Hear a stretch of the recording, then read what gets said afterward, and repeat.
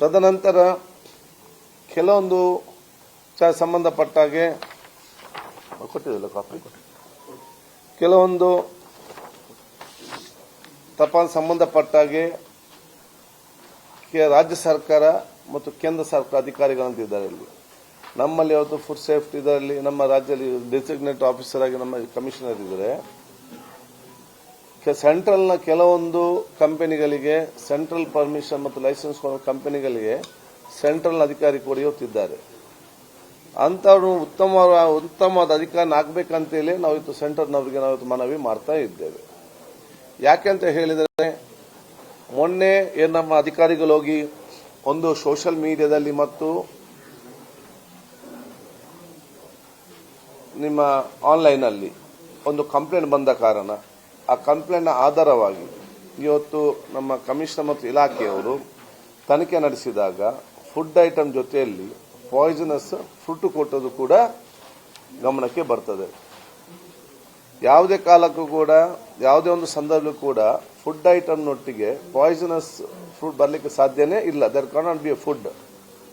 ಇದರ ಬಗ್ಗೆ 2-3 ಕಂಪನಿಗಳನ್ನು ಇವರು ಎನ್ಕ್ವೈರಿ ಮಾಡಿದ ಸಂದರ್ಭದಲ್ಲಿ ಕೆಲವೊಂದು ಕಡೆ FSSAI ಸ್ಟೇಟ್ನ ಒಪ್ಪಿಗೆ ಇದೆ ಅಂತೇಳಿ ಹಾಕಿದ್ರು, ಇನ್ನೊಂದು ಕಡೆ ಸೆಂಟ್ರಲ್ FSSAI ಸ್ಟಿಕ್ಕರ್ ಹಾಕಿದ್ದಾರೆ.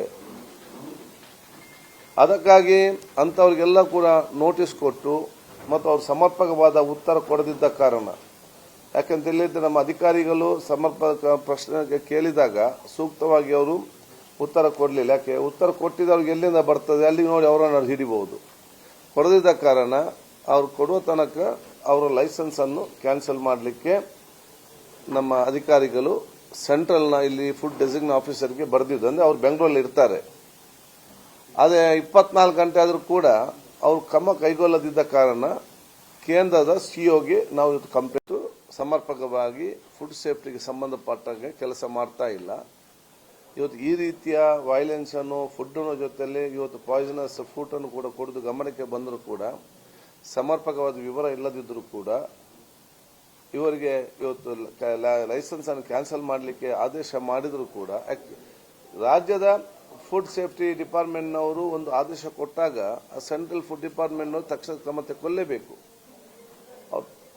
ಈ ರೀತಿ ತಗೊಳ್ಳಿಲ್ಲ ಅಂತೇಳಿ ಗಮನ ಕೊಟ್ಟಿದೆ. ಅವರ ಮೇಲೆ ಅವರು ಕೂಡ ಶೋಕಸ್ ನೋಟಿಸ್ ಜಾರಿ ಮಾಡಿದ್ದಾರೆ. ಇದರಲ್ಲಿ ಅದನ್ನು ನಾನು ಹೇಳಿದೆ ಅಂತ ಹೇಳಿದ್ರೆ, ಒಂದು ಉತ್ತಮ ರೀತಿಯಿಂದ ಇವತ್ತು ಸಿಸ್ಟಮ್ ನಡಿಬೇಕಾದ್ರೆ ಇವತ್ತು 2 ಅಧಿಕಾರಿಗಳು ಕೂಡ ಕರೆಕ್ಟ್ ಆಗಿರಬೇಕು. ಇಲ್ಲದೆ ನಮ್ಮ ಡಿಪಾರ್ಟ್ಮೆಂಟ್ ಇಷ್ಟೆಲ್ಲ ಕಷ್ಟಪಟ್ಟು ಹೋಗುದು, ಅದು ಎಷ್ಟೇ ದೊಡ್ಡ ಅವರು ಬಲಿಷ್ಠ ಆದರೂ ಕೂಡ ಅದನ್ನು ಮುಂದಕ್ಕೆ ತಕೊಂಡು ಬಂದು ಜನರ ಹಿತದೃಷ್ಟಿಯಿಂದ ಸಮರ್ಪಕವಾಗಿ ಕೆಲಸ ಮಾಡುದು, ಕೆಲಸ ಎಲ್ಲ ಮಾಡಿಕೊಂಡು ಇವರಿಗೆಲ್ಲ ಡೈರೆಕ್ಷನ್ ಕೊಟ್ಟರೆ ಅದನ್ನು ನೋಡಿಕೊಂಡು ತಗೊಳ್ಳೋ ಬದಲು ಇವರು ಸುಮ್ಮನೆ ಇರ್ತಾರಂತ ಹೇಳಿದರೆ ಈ ಅಧಿಕಾರಿಗಳನ್ನು ಇಟ್ಟುಕೊಂಡು ನಮಗೆ ಈ ಫುಡ್ಡಿನ ವ್ಯವಸ್ಥೆ ಸುಧಾರಿಸಲಿಕ್ಕೆ ಸಾಧ್ಯ ಉಂಟಾ? ಆದ ಕಾರಣ ಅಧಿಕಾರಿಗಳ ಮೇಲೆ ಕ್ರಮ ತಗೊಳ್ಬೇಕಂದ್ರೆ ನಾವು ಕೂಡ ಇವತ್ತು ಬರಿತೇವೆ. ಮತ್ತು ನಾವು ಯಾವುದು ಹೌದೌದು ದತ್ತುರ ಎಲ್ಲ ವಿತ್ ಫುಡ್ ದತ್ತುರ ಫ್ರೂಟ್ಸ್ ಕೊಟ್ಟದ್ದು. ಅದಕ್ಕಾಗಿ ನಾವು ಅಂತಹ ಯಾವ ಈ ಕೆಲಸ ಮಾಡದಂತ ಮತ್ತು ಈ ರೀತಿ ಕ್ರಮ ಕೈಗೊಳ್ಳದಂತ ಅಧಿಕಾರಿಗಳಿದ್ರೆ ಅವರ ಮೇಲೆ ಕೇಂದ್ರ ಸರ್ಕಾರ ತಕ್ಷಣ ಕ್ರಮ ತಗೊಳ್ಬೇಕಂತ ಕೂಡ ನಾನು ಇವತ್ತು ನಮ್ಮ ಸಚಿವರಿಗೆ ಕೂಡ ನಾನು ಇವತ್ತು ರಿಕ್ವೆಸ್ಟ್ ಮಾಡ್ತೇನೆ. ಯಾವುದು ಹೆಲ್ತ್ ಡಿಪಾರ್ಟ್ಮೆಂಟ್ ಅಲ್ಲಿ ಕೆಲವೊಂದು ಲೈಸೆನ್ಸ್ ನಾವು ಕೊಡ್ತೇವೆ ಸ್ಟೇಟ್, ಕೆಲವೊಂದು ಸಹಿತ ಸೆಂಟ್ರಲ್ FSSAI ಕೊಡ್ತಾರೆ. ಮತ್ತು ಅದರ ಪ್ರತಿಯೊಂದು ರಾಜ್ಯದಲ್ಲಿ ಕೂಡ ಸೆಂಟ್ರಲ್ನಿಂದ ಒಬ್ಬ ಡೆಸಿಗ್ನೇಟೆಡ್ ಫುಡ್ ಅಧಿಕಾರಿ ಇಲ್ಲಿ ಇರ್ತಾರೆ.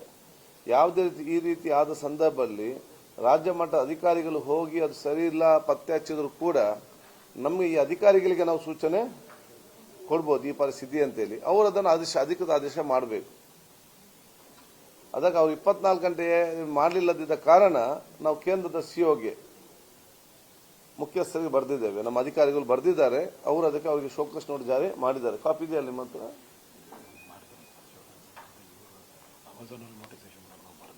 ಓಕೆ, ಅದು ಯಾವುದು ಕೊಡ್ತಾರೆ ಹೇಳಿದಾರಂತೆ, ಬಟ್ ವಿಲ್ ಸಿ.